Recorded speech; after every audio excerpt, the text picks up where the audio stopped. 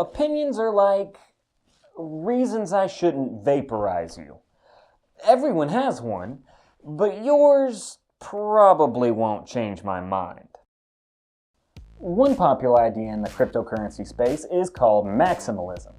Maximalism is the idea that one cryptocurrency will be so overwhelmingly dominant that almost no one will use anything else. Maximalists usually prefer Bitcoin, but pick your coin and you'll find it's maximalist. Now, I'm not terribly interested in using this channel to give out my opinions for the most part. You can form your own opinions, I'm just trying to put the information out there. But the video I wanted to do next has taken a lot of research and work has been busy for my alter ego. Yes, I have a regular job. 20-meter wide diode-coated zinc selenium lenses don't pay for themselves, and Jack and Dave haven't managed to break out of prison since they botched their last job. And I'm not busting them out this time. So this is going to be a quick video in which I tell you what I think about maximalism. Although if you've seen any of my other videos, you can probably already guess what I think. I'll be happy to share my reasons with you though, and I anticipate a few discussions to arise down in the comments. Remember to be nice to each other down there. You're not going to impress me either way. So what are some of the ideas behind maximalism? What would lead someone to believe that there's only going to be one cryptocurrency that everyone will use? I can say that when I first entered this space, I was under a similar impression. Every cryptocurrency has its own white paper, its own hashing algorithm, its own network, its own community. To go from one currency to another, you have to go through an exchange, which is basically a crypto bank, and crypto people don't like banks. So, a world in which people use more than one currency means different people will accept different currencies, and if you don't have the right one, you have to go through a bank. And if that's the case, then it's exactly the same as what we have now, and cryptocurrency's ability to be sent anywhere instantly is rendered pointless. To maximalists who are attracted to cryptocurrency's global reach, this is a major problem, and their maximalism is just as much about defending this benefit of cryptocurrency as it is a conviction that this is the reason that only one coin will be used. It's a strategy as much as it is a belief. Other maximalists accept homogeneous currencies as a given, but insist that their currency will be an obvious choice for many nations and peoples as the currency to use in lieu of others. For instance, Bitcoin is the oldest cryptocurrency still being used. It's easily had the most attention, has survived the most attacks, it's the most secure proof of work currency by light years, and everyone that has cryptocurrency has some Bitcoin. If you were the leader of any group of people and you had to choose one cryptocurrency that you and your followers would use, Bitcoin would definitely be on the short list. Maximalism also jives well with certain specific uses of cryptocurrency. There are a lot of people that think that cryptocurrency might be used as a reserve for certain nations' currencies, like a return to the gold standard, but with Bitcoin instead. Or the idea that cryptocurrencies will go mainstream, but will remain parallel to the current economic system that we have today. If cryptocurrencies exist alongside modern currencies as a convenient way to transfer value across national borders with very little delay, it makes sense that only one coin would see most use. People with this mindset tend to like currencies like Ripple and Stellar Lumens, but this is maximalism all the same. I think the idea that cryptocurrency will only ever be a secondary method of exchanging value or a tool that's used to complement existing currencies is just cynical. The lords of Europe weren't able to stop the serfs from rising up against them. The ruling class wasn't able to stop the French Revolution. I wasn't able to stop my old henchman from stealing the sonic cannon and running off into the jungle with it. I'm still waiting to hear back from those assassins I sent after them. My point is, if people are educated as to what crypto is, how it works, and what it'll do for them, they'll demand it. And the people always get the things they demand in the end. To speak to the argument that people will naturally converge towards one currency out of convenience, that's just silly.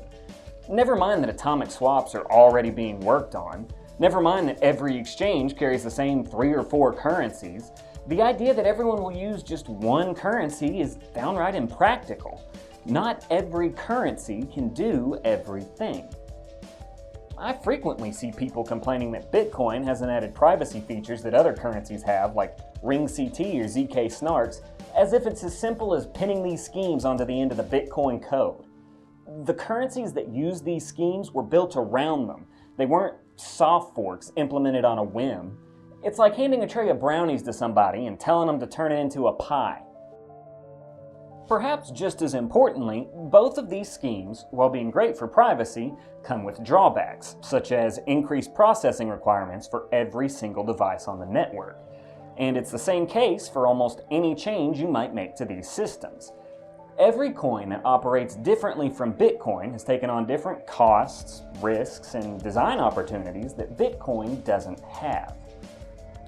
And once you realize that, you start to see how different currencies might have their place in a world that uses cryptocurrency.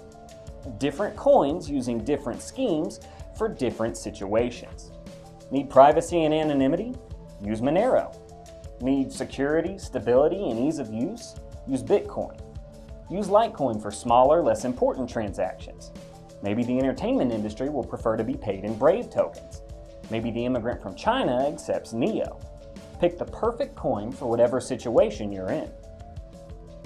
Here, let me tell you a little story that might make it clearer.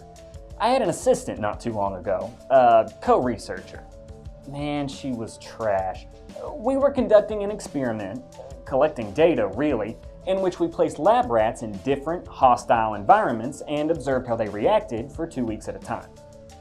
So, a few months later, after we'd done the experiment a decent number of times, we go back and we look at the data. She writes this stupid, oversimplified report. 80% fatality in this environment, 50% fatality in this environment.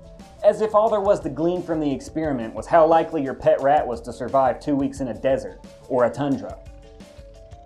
As part of the experiment, we had taken some preliminary data and given each rat a designation. As with cryptocurrencies, the rats were not all the same. Some rats were smarter, some were faster, some were better climbers, some had thinner fur. If my assistant had really put in the effort and examined the data, she would have noticed what I saw. That rats with different strengths fared much better than their counterparts, depending on what environment they were placed in. Rats who were better climbers fared better in dangerous jungle habitats. Rats with thicker fur fared better in cold environments. Smarter rats fared better everywhere, but more to the point, the experiment showed that a rat is not just a rat. The different strengths that the rats exhibited made a difference on their ability to survive in different circumstances. Likewise, the different strengths of different cryptocurrencies will allow certain coins to thrive in certain situations. Like the rats, a particular strength might not be useful in your situation, but to someone else, somewhere else, it might be just what they need. My assistant seemed so surprised when I showed her my analysis. I asked her to clean out the crew's quarters on the Ganymede shuttle, and then somehow I launched it.